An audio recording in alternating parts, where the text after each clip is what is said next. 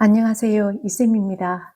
9강 중상과학 1학기 기말고사 시험 대비 2단원 내용 총정리 시작하겠습니다. 기권의 청산구조와 특징. 기권을 구분하는 기준은 높이에 따른 기온 변화입니다. 기권은 지표면에서 약 1000km까지 분포되어 있고 그중 대기는 질소, 산소, 아르곤, 이산화탄소 순으로 조성되어 있습니다. 수증기는 미량이지만 기상현상을 일으킵니다. 기권의 청산 구조를 보면 4개 층으로 분류되어 있는데요. 지표면에서 약 11km까지 대륙권이 분포되어 있습니다. 11km부터 약 50km까지 성층권이 분포되어 있고요. 50에서 약 80km까지 중간권이 분포되어 있습니다. 80km 이상에서 1000km까지 열권이라고 합니다. 대륙권과 성층권 사이 경계면을 대륙권 계면, 성층권과 중간권 사이의 경계면을 성층권 계면, 중간권과 열권 사이의 경계면을 중간권 계면이라고 합니다. 특징을 보겠습니다. 대륙권은 높이 올라갈수록 기온이 하강한다. 대기가 있어서 대류가 발생합니다. 공기 중에 수증기를 포함하고 있고 기상현상을 일으킵니다. 하지만 대기가 불안정합니다. 대륙권은 높이 올라갈수록 기온이 하강하기 때문에 아래층에 따뜻한 공기, 위층에 찬 공기이기 때문에 차갑고 무거운 공기는 아래로 내려오려 그러고 따뜻하고 가벼운 공기는 상승기류를 타니까 안정대기에 머무르지 않고 순환을 한다는 거죠. 그래서 대류가 발생됩니다. 전체 공기의 약 80% 집중 분포되어 있습니다. 성층권은 높이 올라갈수록 기온이 상승합니다. 아래층이 기온이 낮습니다. 위층일수록 기온이 높습니다. 위에는 따뜻한 공기, 아래는 찬 공기니까 차갑고 무거운 공기가 아래에 있고 따뜻하고 가벼운 공기가 위에 있으니까 대기가 안정되어 있습니다. 대기가 안정되어 있어서 대류를 하지 않습니다. 중간에 오존층이 20km와 30km 사이에 존재하고 있습니다. 태양에서 오는 자외선을 흡수하기 때문에 에너지를 흡수하니까 올라갈수록 기온이 상승하는 겁니다. 대기가 안정되어 있기 때문에 비행기 항로를 이용하고 있고, 중간권은 높이 올라갈수록 기온이 하강합니다. 찬 공기가 위에 있고 따뜻한 공기가 아래에 있기 때문에 대류가 발생하는 거죠. 대기가 불안정해서 이렇게 순환을 하게 됩니다. 높이 올라갈수록 기온이 하강한다. 불안정하기 때문에 대류가 발생한다. 수증기는 거의 없습니다. 그래서 기상현상이 없겠죠. 유성이 관측됩니다. 기권 기온 중 가장 낮습니다. 열권은 높이 올라갈수록 기온이 올라갑니다. 기온이 올라가는 이유는 지구의 제일 바깥층에 있기 때문에 태양으로부터 도달한 태양 복사 에너지를 제일 먼저 흡수를 하니까 기온이 상승합니다. 높이 올라갈수록 기온이 상승하고 공기는 희박하죠. 밤낮 기온차는 아주 큽니다. 인공위성 궤도로 이용합니다. 오로라가 발생합니다. 열권이 인공위성 궤도와 오로라가 발생한다면 중간권은 유성이 관측되고 기권 기온 중 가장 낮다는 것. 올라갈수록 기온이 상승하는 것은 성층권과 열권이고 높이 올라갈수록 기온이 하강하는 것은 대륙권과 중간권입니다. 지구의 복사평형과 지구온난화. 지구 복사평형을 이루었다는 것은 흡수한 태양 복사에너지와 방출한 지구 복사에너지가 같다는 겁니다. 지구가 흡수하는 태양 복사에너지 양과 방출하는 지구 복사에너지 양이 같아서 복사평형을 이루기 때문에 연평균 기온이 일정하다. 에너지 흡수 방출 상황을 보겠습니다. 태양으로부터 복사에너지가 100% 도달했습니다. 대기와 지표에 의해서 30%가 반사되었습니다. 지표에 흡수된 것은 50%이고 대기와 구름에 흡수된 것은 20%입니다. 합쳐서 70%가 지구가 흡수한 거죠. 30%는 도로 나가버렸습니다. 지표에서 흡수하고 난 다음 조금 있다 다시 방출하기 시작하죠. 지구에서 방출하면서 일부는 바로 방출되기도 하고 대부분은 대기에 흡수가 됩니다. 이 대기에 흡수되어 있다가 다시 우주로 방출하는데 일부는 지표로 재방출되죠. 이 재방출하는 지표로 도로 방출되어 들어오는 이것 때문에 온실 효과가 일어납니다. 우주로 방출되고 흡수되었다가 다시 방출되고 요거 합친 게 70%입니다.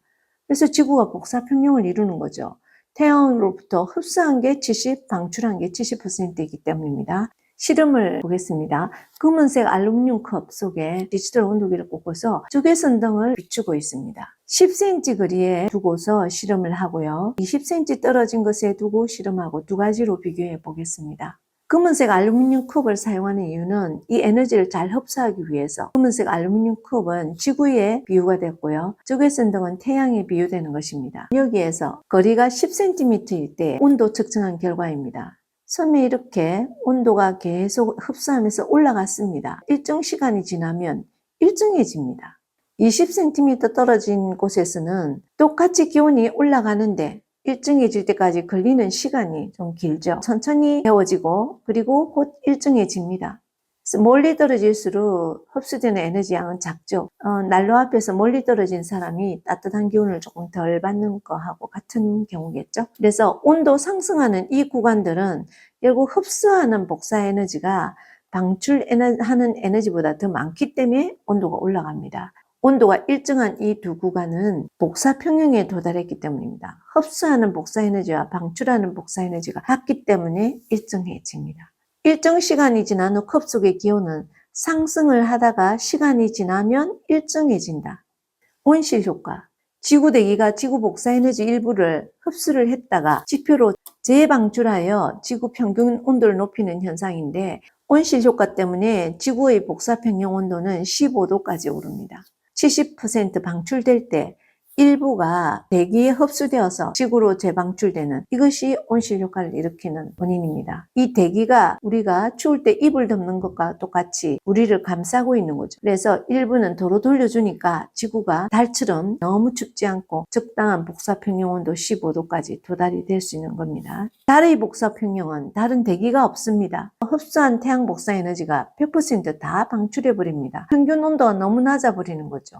지구온난화. 지구온난화란 온실 효과가 강화되어서 지구의 평균 기온이 높아진다. 이것이 지구온난화입니다. 그 원인으로 첫째는 화석연료 사용량 증가입니다. 그리고 무분별한 숲 개발. 둘 다 CO2 증가 원인이 되죠. 대기 중으로 배출되는 온실기체량이 증가합니다. 온실 효과가 증가하겠죠. 온실기체는 수증기, 이산화탄소, 메테인, 오존 등 이런 것들을 온실기체라고 하는데요. 온실 효과를 일으키는 거죠. 수증기는 온실 효과를 일으키는 가장 큰 영향을 주는 주범이에요. 그런데 수증기는 우리 대기 기권 내에서 거의 변화가 없습니다. 그런데 이산화탄소는 화석연료 사용량 증가, 무분별한 숲 개발 등을 통해서 매년 증가하고 있기 때문에 지구온난화에 가장 큰 영향을 미치는 기체는 이산화탄소입니다. 그래서 이 이산화탄소를 줄여야 되겠죠. 그래프를 보겠습니다. 1850년 이후 산업혁명 이후 이산화탄소 농도 변화를 나타난 그래프이고요. 계속 2000년도까지 상승하고 있습니다. 지구의 평균 기온 변화도 보니까 전체적으로 계속 상승하고 있네요. 두 개가 비슷합니다. 이산화탄소의 농도랑 지구의 평균 기온은 서로 비례한다. 이산화탄소 농도가 늘어날수록 지구 평균 기온도 오르니까, 지구온난화가 일어나니까 우리는 이산화탄소 농도를 줄일 필요가 있습니다. 지구온난화 영향은 해수온도가 상승합니다. 수부피가 팽창하겠죠. 해수면이 상승하겠죠. 빙하가 녹습니다. 그리고 기상이변이 증가합니다. 집중호우, 홍수, 가뭄, 멕시코가 사막화되고 있습니다. 지구온난화 방지 대책은 온실기체를 줄여야 합니다. 온실기체 중에서 가장 영향을 많이 주는 게 이산화탄소니까 화석연료 사용량 줄이기가 우리 온난화 방지 대책으로 가장 중요한 것이죠. 대기 중의 물, 포화 수증기량. 포화 수증기량이란 포화 상태의 공기 1kg 속에 들어있는 수증기 양을 g으로 나타낸 것입니다. g/kg, 1kg 속에 얼마나 들어있는가, g/kg. 이 그래프를 보면 알 수 있지만 X축이 기온이고 Y축이 수증기량인데, 이 기온이 올라감에 따라 수증기량도 점점 증가하고 있습니다. 기온이 높아질수록 포화 수증기량은 증가한다. 10도일 때는 포화 수증기량이 7.6g/kg이었는데 30도일 때는 27.1, 이렇게 기온이 높아질수록 포화 수증기량은 증가한다는 거죠. 이 그래프에서 포화 상태인 것은 공기 A와 C, 곡선상의 점들은 여기 있는 모든 점들, 이 모두 다 포화 상태입니다. 공기 B는 불포화 상태입니다. 포화 상태가 되려면 기온을 낮추어주면, 즉 냉각시키면 현재 C 상태로 오면서 포화 상태가 되는 거죠. B 공기를 포화 상태로 만드는 방법은 냉각시킨다가 첫째 방법입니다. 두 번째로는 수증기를 좀 더 공급하면 되겠죠. 이만큼만 더 공급해주면 포화 상태가 되겠죠. A 상태가 되어서 불포화 상태인 B를 포화 상태로 만들기 위해서는 기온을 내려준다. 냉각시킨다. 수증기를 더 공급한다. 냉각은 비공기를 냉각시킬 때는 20도까지 냉각시키면 되겠네요. 근데 수증기를 공급할 때는 B가 27.1이 되면 포화 상태가 되죠. 근데 현재 B는 14.7입니다. 27.1에서 빼기 14.7 하면 되겠죠. 그래서 냉각은 20도씨까지 냉각시킨다. 수증기는 27.1 마이너스 14.7, 12.4 g/kg 되겠습니다. 이슬점. 이슬점이란 응결이 시작되는 온도, 포화 상태에 이를 때 온도, 현재 공기 수증기량, 포화 수증기량이 같을 때의 온도입니다. 이 이슬점은 공기 중의 수증기량을 나타내는 기준이 됩니다. 문제를 풀면서 이해하기가 더 좋겠죠. 비공기의 이슬점은 이렇게 내려보니까 냉각을 시켜주니까 이제 C 상태가 오면 포화 상태가 된 거죠. 더 내려가 버리면 더 품지를 못하니까 응결이 되겠죠. 그래서 현재 응결되기 시작하는 온도 B의 이슬점이 되겠습니다. 그래서 B의 이슬점은 20도씨, D공기의 이슬점은 현재 불포화 상태였는데 다시 냉각을 시켜주니까 여기 오게 되면 곡선상에 도달하게 되면 응결이 시작되겠죠. 그래서 이때 이 아래에 온도를 읽으면 15도. 이것이 바로 D공기의 이슬점. 포화 상태의 공기는 A하고 C는 포화 상태죠.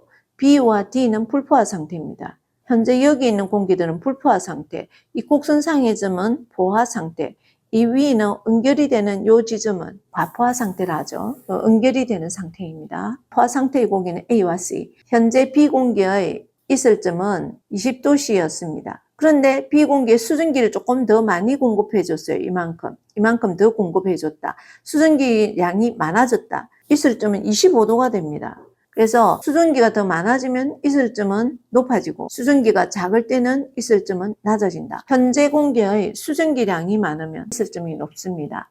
응결량을 보겠습니다. 이 과포화 상태 되는 것은 포화 상태를 넘어섰기 때문에 전부 응결이 된다고 했습니다. 공기가 냉각이 되어 이슬점보다 낮아지면 응결이 된다. 그때 응결되는 수증기량이 응결량인데 현재 수증기량에서 냉각된 온도에서의 포화 수증기량을 빼면 되겠습니다. A 공기의 이슬점은 그대로 내려주면 되죠. 20도가 되겠습니다. A 공기의 현재 수증기량은 그대로 이거죠. 15 되겠네요. 이슬점은 20도, 현재 수증기량은 그대로 Y축에서 만나는 점을 보니까 15g/kg이었습니다. A 공기는 현재 불포화 상태이기 때문에 10도씨로 냉각을 했습니다. 여기까지 냉각을 시키니까 이슬점이 지나고 나면 응결이 일어나죠. 10도씨에 도달하게 되면 이만큼이 품을 수가 없는 거예요. 10도에서 포화 상태는 이것인데 이만큼은 더 품을 수 없으니까 응결이 돼버리겠죠. 그래서 응결량은 요만큼입니다. 요건 요거하고 똑같죠. 아까 이 점이 15죠. 15에서 요거 8을 빼주면 되겠습니다. 그래서 10도씨로 냉각할 때 응결량은 15-8, 7g/kg입니다. 상대 습도, 습도라는 것은 공기가 습하거나 건조한 정도를 습도로 하는데 습도는 일반적으로 상대 습도를 말합니다. 습도, 상대 습도 동일하게 생각하면 되겠습니다. 상대 습도가 100%이다. 이 말은 현재 이 그래프 포화 수증기량 곡선에서 이 곡선상의 점들, 이 위에 있는 이 점들은 상대 습도 100%입니다. 이 위에 있는 이 점들, 이것들 전부 상대 습도 100%입니다.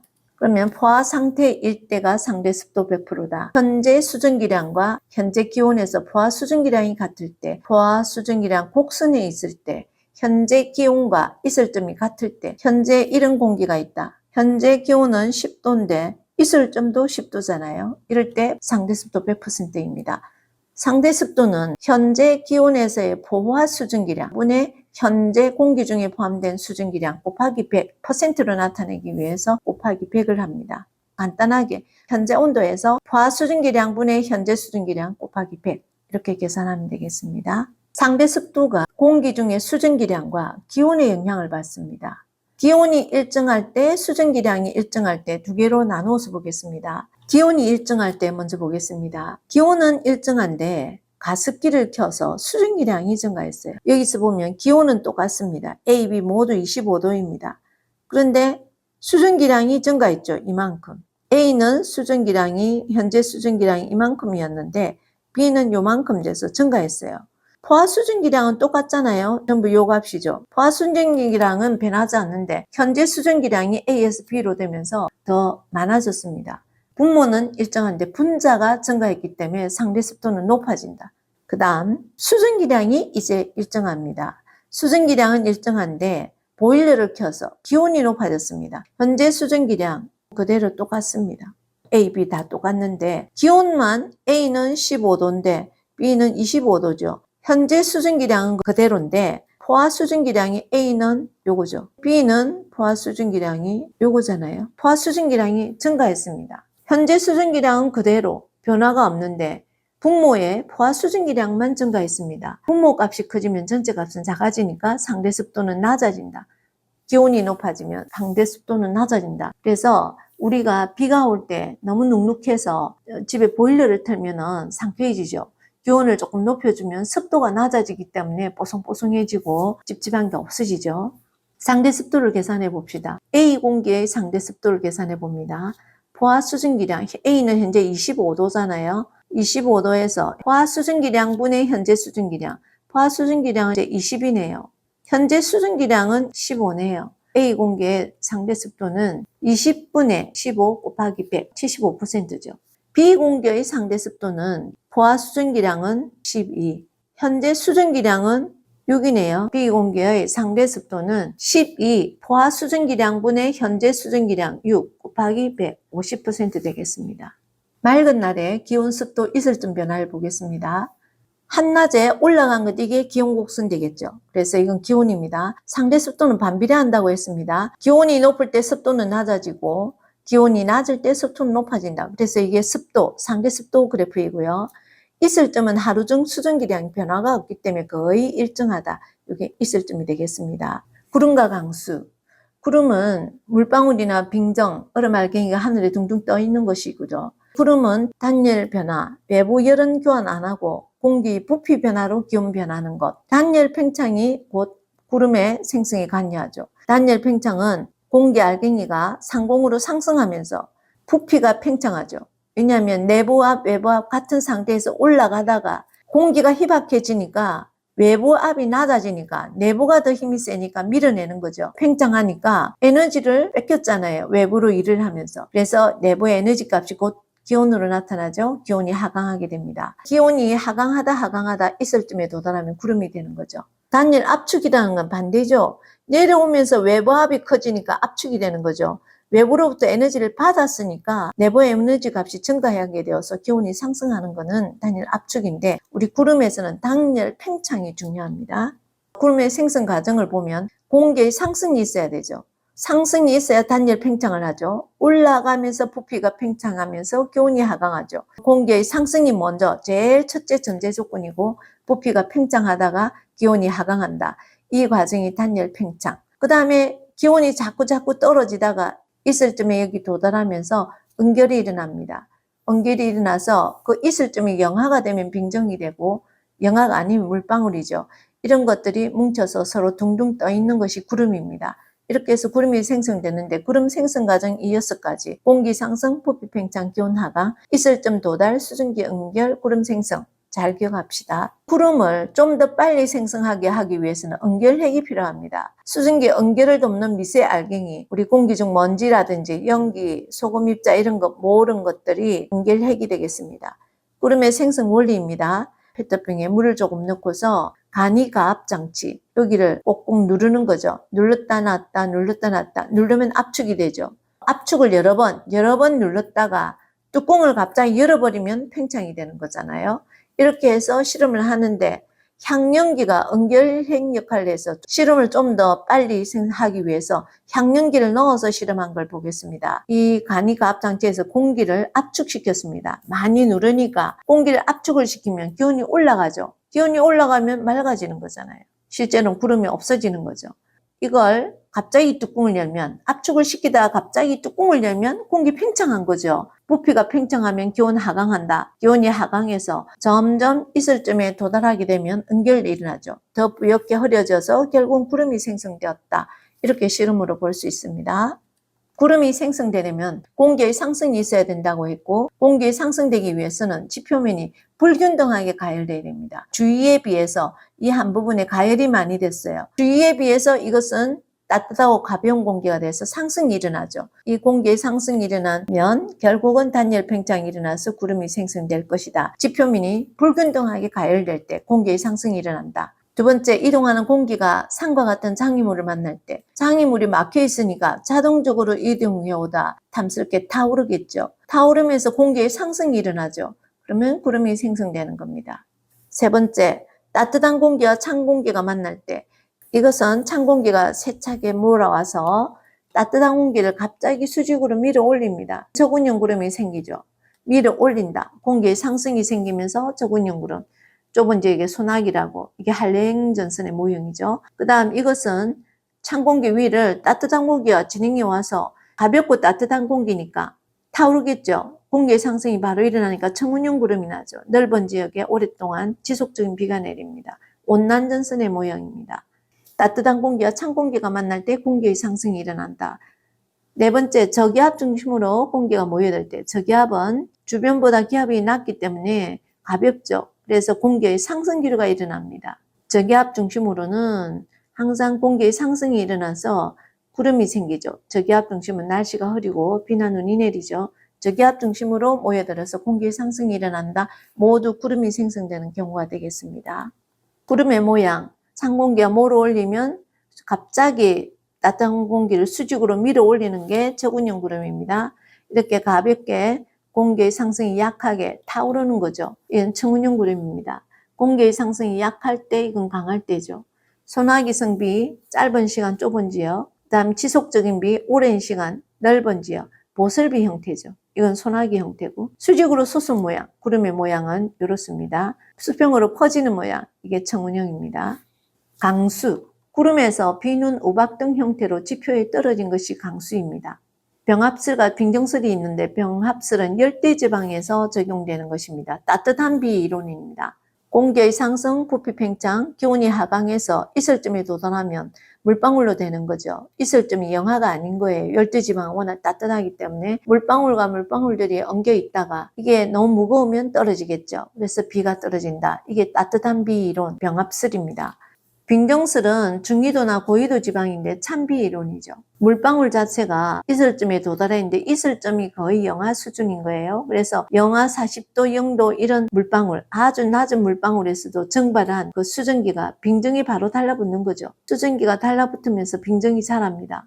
그래서 이 빙정이 자꾸 커지면 더 무거워서 상공에 머무르지 못하죠. 그래서 떨어지는 거. 떨어지는데 그대로 떨어지면 눈이 되지만 떨어지다가 녹아버리면 비가 되겠죠.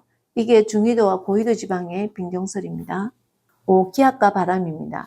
기압은 공기가 단위 면적에 작용하는 힘인데 모든 방향으로 작용하고 토리첼리 실험으로 알려져 있습니다. 토리첼리는 수온 기둥에 가지고 실험을 했었죠. 그런데 이 수온 기둥의 굵기에는 아무 상관이 없고 이 비스듬히 기울여 두거나 수직으로 두거나 상관없이 수직 높이가 같으면 기압도 똑같다. 수직 높이가 높아지면 기압이 높아진다. 수온 굵기에 무관하다는 거. 수온 기둥의 이 압력이나 수온면에 작용하는 공기 중에 작용하는 이 압력이나 수온 기둥을 받치는 압력이 같다는 거죠. 그래서 1기압은 수온 기둥 76cm일 때가 1기압이었습니다. 센티미터는 밀리미터로 760이니까 760mmHg 혹은 약 1013헥토파스칼이라고 할 수도 있습니다. 물기둥을 하게 되면 약 10m 높이가 내리누르게 되더라. 그래서 물기둥 약 10m의 압력, 이게 바로 1기압입니다. 그리고 높이에 따라서 기압은 급격히 낮아집니다. 상공으로 갈수록 대륙권 이하의 80~90% 분포되어 있고 대기가 그 상공으로는 거의 없기 때문에 공기가 누르는 힘이 기압이잖아요. 상공으로도 높아질수록 기압은 급격히 낮아진다. 바람을 보겠습니다. 바람은 기압 차이가 발생해서 바람이 부는데요. 기압 차이가 크면 바람이 강하고 기압은 항상 높은 곳에서 낮은 곳으로 바람이 분다. 지표면이 가열된 곳에서는 상승 기류가 일어나죠. 차가운 공기는 하강하죠. 하강하게 되면 공기가 이쪽으로 몰려들게 되니까 기압이 높아지죠. 공기의 내리누른 힘이 더 커지니까 여기는 공기가 상공으로 상승 기류 타고 올라가 버렸기 때문에 공기 밀도가 낮아지니까 기압이 낮아지죠. 기압이 여기는 낮고 이건 높으니까 바람은 높은 데서 낮은 데로 분다. 이거는 상공의 공기 흐름이고 바람은 지표면에서 부는 것을 바람의 방향으로 봅니다. 해륙풍을 보겠습니다. 해안에서 하루 주기로 풍향이 바뀌는 바람인데 해풍, 육풍을 합쳐서 해륙풍이라 합니다. 해풍은 낮에 부는 바람이고 육풍은 밤에 부는 바람인데 이유는 육지가 낮에 더 빨리 가열되기 때문입니다. 육지가 열 용량이 작습니다. 조금만 열을 가해도 빨리 온도가 오른다 이거죠. 그래서 열 용량이 작아서 빨리 가열이 되고 여기가 상승 기류가 되는 거죠. 상대적으로 여기는 차가우니까 하강 기류가 되어서 아래로 떨어지는 거죠. 상승 기류를 타고 빈 공간을 메꿔주러 바람이 부는 거죠. 바다에서 육지로 바람을 분다. 바람은 불어오는 쪽이죠. 바다 S니까 바다 해자 해풍입니다. 육지가 빨리 가열되기 때문입니다. 상공에서 부는 바람은 이거죠. 항상 바람은 지표면에 부는 바람입니다. 낮에 해풍이 불고 바다에서 육지로 분다. 바다가 기압이 높죠. 기온과 기압은 반비례하죠. 육지가 기온이 더 높은 거죠. 밤에는 육지가 열 용량이 작다 보니까 금방 식어버리는 거예요. 너무 빨리 식어버리니까 찬 공기 되니까 하강 기류죠. 바다는 상대적으로 천천히 식으니 따뜻하니까 상승 기류죠. 상승 기류가 되니까 높은 곳이 낮은 쪽으로 바람이 부는 거죠. 육지에서 바다로 분다. 육풍이 부는 겁니다. 육지가 열 용량이 작아서 금방 가열되고 금방 냉각됩니다. 이건 밤에 육풍이 육지에서 바다로 분다. 기압이 육지가 높다는 거죠. 바다가 더 따뜻하죠. 기온이 더 높다. 육지, 기압, 기온 반대로 생각하면 되겠습니다. 좀 전에 열 용량 이야기를 했습니다. 모래와 물을 두고 실험을 했는데 적외선등을 켜서 켜면 낮을 되고 끄면 밤이라 생각하면 되겠습니다. 향불을 피워놓았습니다. 이 적외선을 켰을 때 낮에 비유해서 적외선등을 켜니까 모래가 빨리 가열되어서 상승 기류가 되는 거죠. 근데 물은 상대적으로 천천히 데워지니까 차가워서 하강 기류가 되는 거죠. 하강 기류인 쪽이 고기압이죠. 고기압에서 저기압으로 바람을 분다. 향연기가 이쪽으로 날리겠죠. 바람 부는 쪽으로. 물에서 모래 쪽으로 바람이 분다. 우리 해풍의 원리하고 똑같죠. 열 용량이라는 말이 있죠. 어떤 물질 온도를 1도씩 높이는 데 필요한 열량입니다. 온도 1도 높이는데 모래는 조금만 가해도 금방 데워진다 이거죠. 열 용량이 작습니다. 모래가. 육지하고 바다를 비교하면 육지가 열 용량이 작죠. 열 용량이 작은 모래가 빨리 데워졌어요. 나중에는 또 빨리 식겠죠. 이게 해풍을 비교한 거라면 적외선등을 이제 껐습니다. 모래가 빨리 식습니다. 하강 기류가 되는 거죠. 차가워서. 상대적으로 물은 천천히 식으니까 상승 기류입니다. 그럼 여기가 고기압이니까 고기압에서 저기압 쪽으로 향연기가 모래에서 물 쪽으로 움직이겠죠. 육지에서 바다 쪽으로 움직이는 거 육풍하고 똑같죠. 적외선등을 껐을 때는 밤에 비유되어서 밤에는 육풍, 낮에는 해풍 실험이 되겠습니다. 모래나 육지는 빨리 가열되고 빨리 식는다. 이걸 열 용량이 작아서. 계절풍, 해륙풍과 계절풍은 똑같은 원리인데요. 대륙과 해양 사이에서 열 용량이 대륙이 더 작겠죠. 빨리 데워지고 빨리 식는다. 해양은 천천히 데워지고 천천히 식는다. 1년을 주기로 풍량이 바뀌는 바람이 계절풍입니다. 여름을 보겠습니다. 여름에는 대륙과 해양이 있으면 대륙이 빨리 데워지죠. 뜨거우니까 대륙이 빨리 데워지고 해양은 천천히 식으니까 하강 기류입니다. 이게 고기압이니까 고기압에서 저기압 쪽으로 바람이 불겠죠. 남동 쪽에서 북서 쪽으로 부니까 남동 계절풍이에요. 대륙이 빨리 가열, 해양에서 대륙 쪽으로 남동 계절풍, 기압이 해양이 높은 거죠. 기온은 당연히 대륙이 높겠죠. 다음에 이 북서 계절풍은 대륙이 빨리 식어요. 여기가 고기압이 되죠. 해양은 천천히 식죠. 상대적으로 높습니다. 그래서 여기가 저기압이 되어서 여기에서 이쪽으로 불게 되는 거죠. 북서 계절풍입니다. 대륙이 빨리 냉각되기 때문이죠. 대륙에서 해양 쪽으로 바람이 불고 대륙이 기압이 높은 거죠. 고기압에서 저기압으로 바람이 부니까 기온은 해양이 높습니다. 이 겨울입니다. 날씨 변화. 우리나라에 영향을 주는 기단 4가지가 있습니다. 지금 겨울에는 시베리아 기단인데 고緯도는 한랭, 대륙은 건조죠. 그래서 한랭 건조, 한파와 폭설을 가져옵니다. 봄, 가을에는 양쯔강 기단에 영향을 입죠. 근데 이건 중위도니까 고온이 아니라 온난입니다. 대륙이라서 온난 건조, 날씨가 따뜻하고 건조합니다. 가을에는 맑은 날씨를 가져오죠.